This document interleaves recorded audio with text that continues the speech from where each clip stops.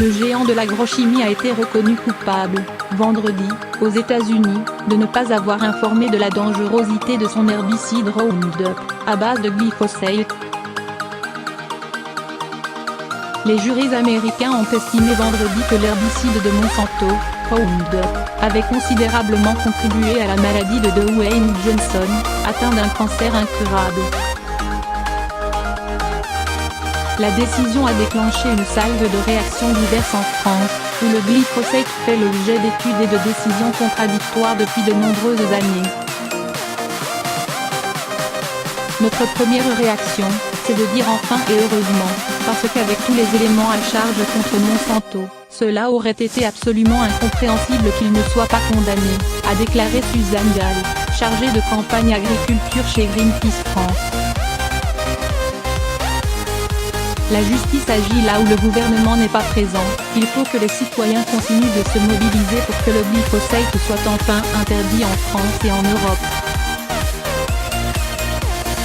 Un enthousiasme partagé par l'agriculteur Paul François, figure en France du combat contre Monsanto. Le céréalier, lui-même en procès contre le groupe, explique avoir pensé à tous les agriculteurs qui ont développé les mêmes pathologies que ce jardinier américain. Un délibéré fort. Si la décision américaine ne peut pas faire jurisprudence en France, les avocats pourront néanmoins s'en servir dans leur argumentation, se félicite l'agriculteur. La condamnation n'est pas encore définitive, puisque le groupe a annoncé sa décision de faire appel, mais le délibéré est fort et stipule que Monsanto a manqué à son devoir de bienveillance vis-à-vis de ses clients, à son devoir d'information sur les risques, ajoute-t-il. Paul François avait lui aussi été intoxiqué en avril 2004 après avoir inhalé des vapeurs de l'Asso, un herbicide Monsanto qu'il utilisait dans sa culture du maïs. Après des années de procédure, Monsanto avait été reconnu responsable de l'intoxication de cet agriculteur devant la Cour d'appel de Lyon en septembre 2015, mais la décision avait ensuite été annulée à l'été 2017 par la Cour de cassation. Son dossier sera à nouveau débattu le 6 février 2019.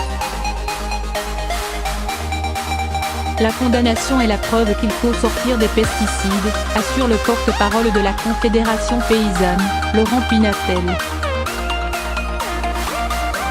Il insiste sur la dangerosité des pesticides pour la santé des utilisateurs en premier lieu, les paysans et paysannes, et, par ricochet, de ceux qui consomment les produits.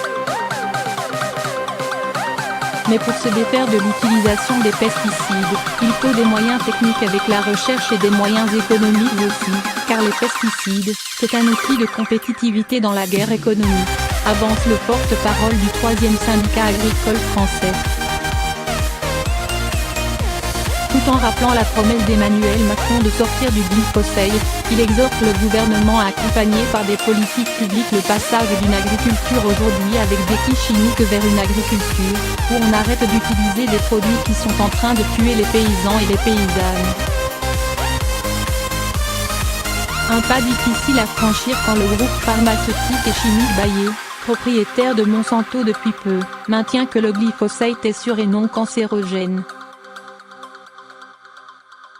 Bayer a expliqué que l'arrêt de la Cour contredit les conclusions scientifiques selon lesquelles il n'existe aucun lien entre l'utilisation du glyphosate et la maladie de Dwayne Johnson. D'autres affaires peuvent être portées devant d'autres tribunaux et d'autres jurys, qui peuvent aboutir à des conclusions différentes, c'est justifié le géant allemand qui a bouclé le rachat de Monsanto pour 63 milliards de dollars début juin. Une fois la méga-fusion bouclée, le groupe allemand avait d'ailleurs rapidement fait savoir que la marque Monsanto devrait être abandonnée.